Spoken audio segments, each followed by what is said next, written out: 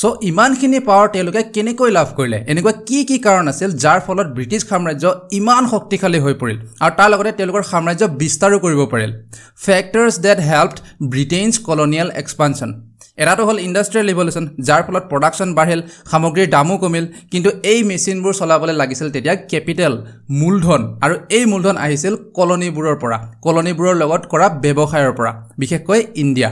তেওঁলোকে অধিক উৎপাদিত সামগ্ৰীবোৰ বিক্ৰী কৰিছিল ইয়াত আহি ভাৰতৰ পৰা কেঁচা সামগ্ৰী ক্ৰয় কৰি ইউৰোপ আৰু অন্য কলনীজবোৰত বিক্ৰী কৰি তেওঁলোকে বহুত ধন ঘটিলে যাৰ ফলত তেওঁলোকে ইনভেষ্ট কৰিব পাৰিলে তেওঁলোকৰ ইণ্ডাষ্ট্ৰীবোৰত আৰু তাৰ লগতে ব্ৰিটেইনত আছিল এটা ৱেল অৰ্গেনাইজড বেংকিং সিস্টেম